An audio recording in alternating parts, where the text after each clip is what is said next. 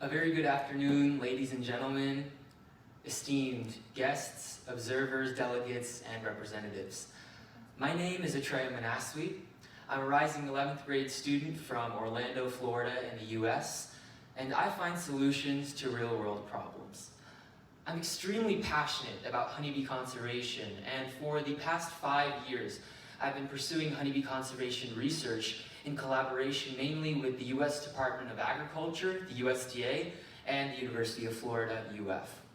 I'm here to speak to you today on the importance of bees, some of my research, and the context of bees in the larger schemes of climate change, sustainability, the agricultural sector, biodiversity, ecosystems, sustainability, and so much more. I'd like to begin with some shocking statistics about the contribution of bees. 80% of global food and crop pollination. 1 in every 3 bites of food we humans consume every single day. And a $183 billion contribution to the global economy annually. That's what bees give us. In addition, they play a significant role in the quantity and quality of our food. As I mentioned, they perform 80% of global food and crop pollination, and it's these flowering plants that bees pollinate. Plants indirectly perform carbon sequestration, and thus, by bees pollinating these plants and ensuring their reproduction, they're aiding in our fight against climate change. In addition, bees play a significant role in nutrition and medicine. Many of their hive products, such as propolis, wax, royal jelly, comb, and honey, are used widely in the pharmaceutical and also the beauty industries. In addition, bees also, and specifically beekeeping, is a livelihood for many, which leads to the development of inclusive communities.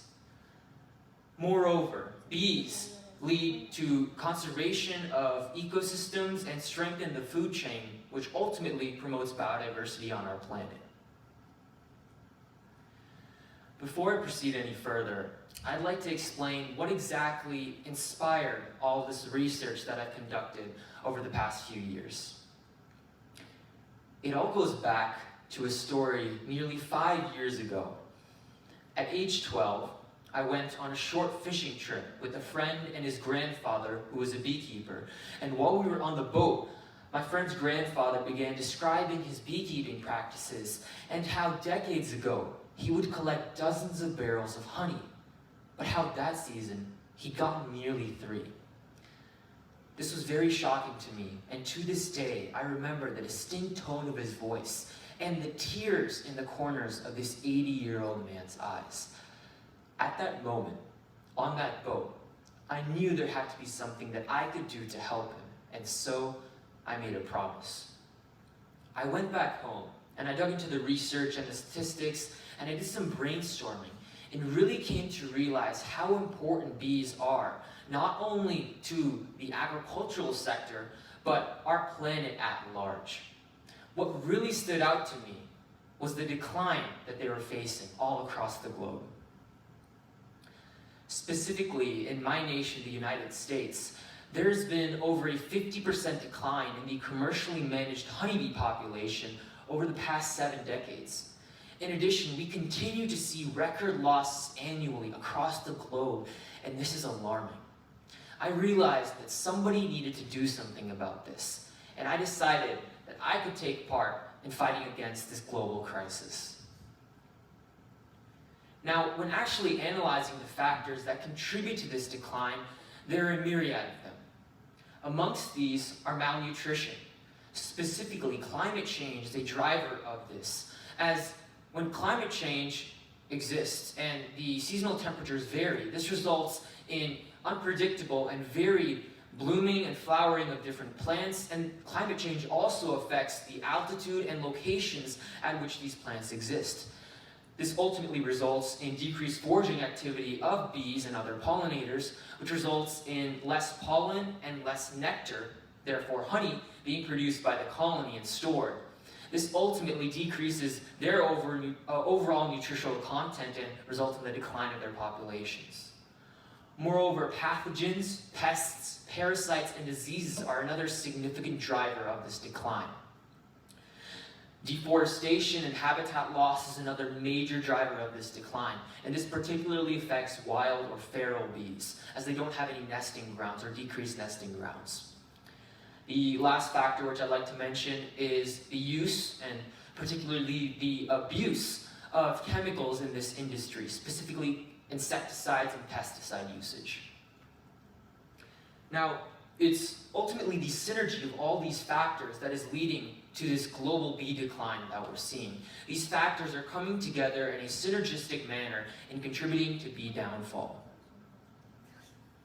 Now, I'd really like to hone in on those pesticides that I mentioned. As you may know, pesticides have many adverse ramifications, particularly in the agricultural sector and environmental sector at large. In the beekeeping industry, the use of these pesticides and insecticides results in environmental contamination in the form of soil and water runoff. These pesticides also are very toxic to different organisms in the vicinity of the hive, such as invertebrate aquatic life, fish species, and other such organisms. Not also to mention that they're toxic to the honeybee.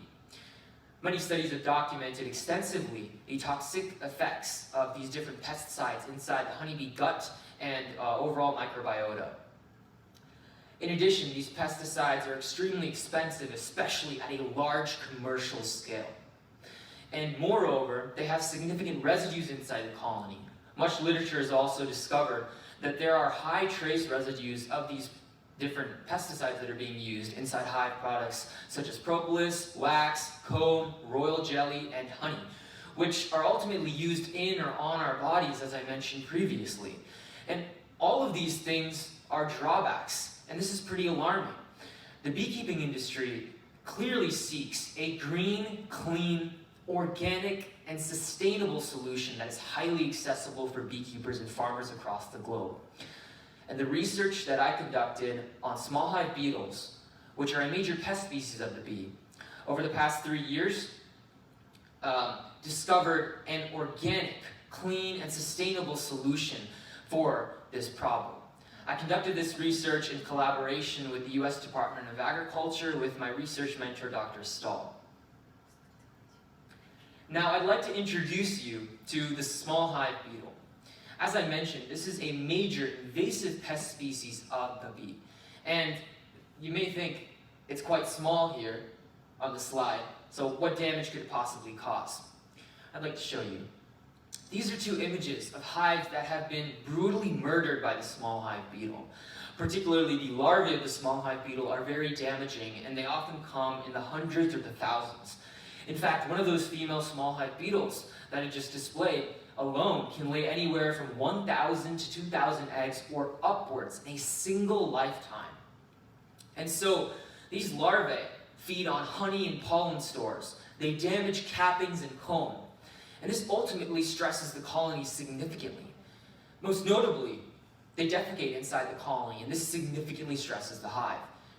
Given a sufficiently bad larval infestation, a colony can abscond entirely from the hive within merely a week's time. Now, past literature has shown that these beetles can fundamentally feed and reproduce on odorous compounds, such as tree sap, rotting fruits, and things of that nature. However, very few organic agents have actually been tested for small hive beetle capture. Thus, the current gap that exists within the literature is that the tested organic agents are not highly effective. And the current chemicals that do exist on the market pose many adverse drawbacks. These chemicals are extremely expensive, have health hazards, environmental risks, and residues, as I mentioned. Although these chemicals are extremely effective and show fast results, they have many drawbacks. So the 3-year project focus was to develop an organic alternative to these toxic and expensive chemicals that are being used in the industry. Year 1 of small hive beetle research investigated 7 organic, odorous, and inexpensive compounds in a large-scale field trial. These 7 compounds are known as attractants, and they ranged from scented oils to yeasts to fruit purees and even beer. And I tested these specific compounds based on prior hypotheses in the literature, as I mentioned, that had displayed that these beetles could fundamentally feed and reproduce on such compounds. Now, these compounds are known as attractants, and they're placed inside in-hive traps. About halfway, and these traps are placed with the solution inside the colony. The odor of these compounds serves to attract beetles from inside the hive into these traps, where they are then killed. Now, what I discovered after a large-scale field trial with dozens and dozens of bee stings and much scientific counting of these beetles and documentation was that beer was by far the best treatment for small hive beetle capture. In fact, beer was 33 times more effective than the most commonly used natural agent in the beekeeping industry for small hive beetles. And based on this discovery, in year 2, the project focus was to take that monumental finding a step further. And I engineered a synthetic blend based on the volatile or chemical composition of beer. And there were 2 goals in mind. The first goal was to make this blend even more attractive than beer itself. And the second goal was to make this blend even more affordable than beer. And what was discovered after extensive lab and field-based trials was that an oil-based beer blend was 5 times more effective than beer and 2 times cheaper. So essentially, what happened is the blend was a concentration of specific volatile odor compounds of beer, essentially like a super beer or a beer on steroids. And so, based on that phenomenal success in year 2, the third year's worth of research was to compare the efficacies of this organic oil-based beer blend and the leading chemical of the industry and only EPA-approved in-hive chemical, Comophos. And so this is a research methodology overview of the extraction of the volatile compounds, their analysis, and then also the synthesis process. We can begin here with step 1, which was the actual extraction of the volatile odor compounds, and this was performed using a headspace collection technique over the beer container with an adsorbent.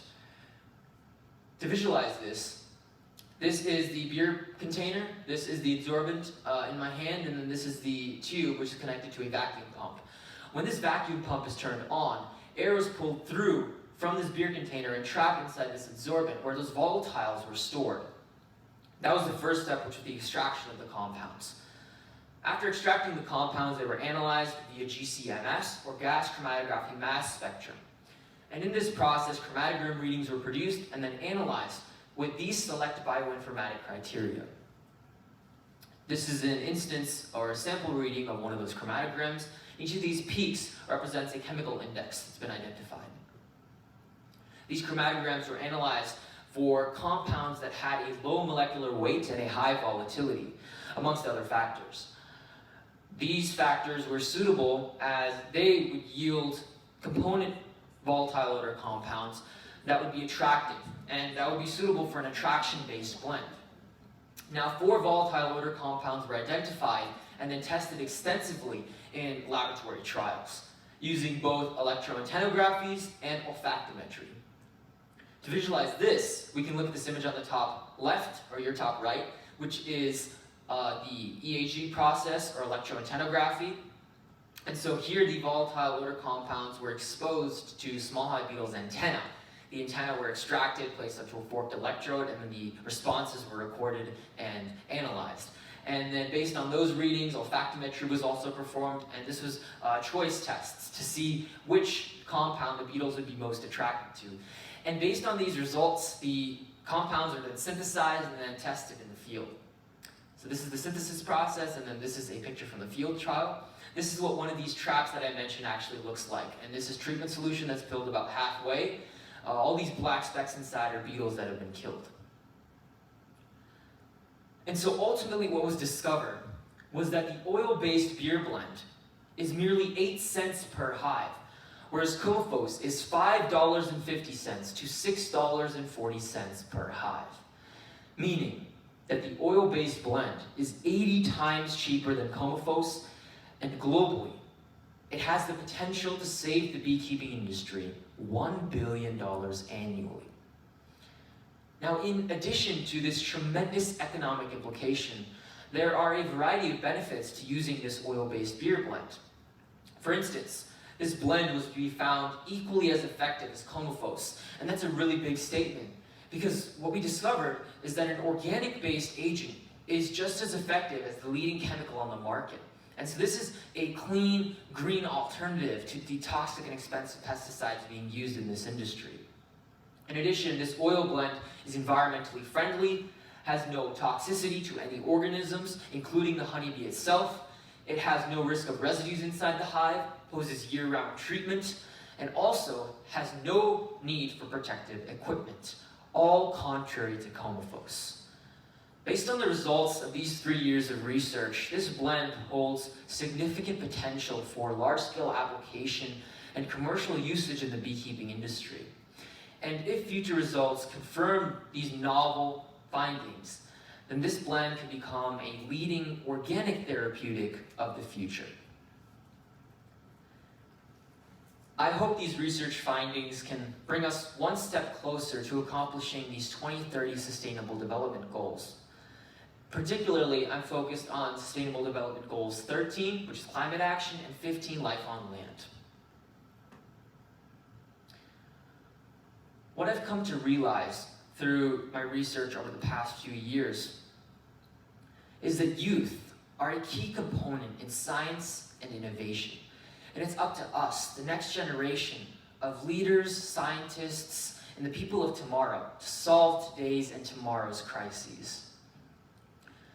Growing up, I had two parents who both fortunately had scientific backgrounds, and I was lucky enough to, at dinner tables, have the opportunity to discuss with them what I was doing in school or learning, even if it was just chemistry experiments or simple topics in science about things such as genetics.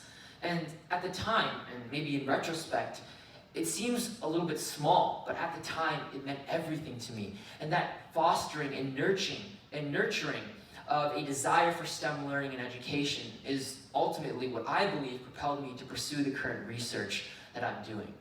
And so as a result of this, for the past few months, I've tried to give back to the community, and I'm going to continue to do this through workshops with local nonprofit organizations and schools, trying to give the underprivileged and also those who lack a STEM education but desire it an opportunity to learn and develop in a similar way that I was able to spark an interest and curiosity in the next generation so that they too can work towards fighting for the problems of tomorrow. And so I'd like to thank my research mentor from the USDA, Dr. Stahl, my science teacher, Mrs. Bright, my loving parents and my brother, my family and friends, Mr. Nurajibo, for allowing me to speak here today. And I thank you all so much for attending and giving me your time and listening to my presentation. I have one last request.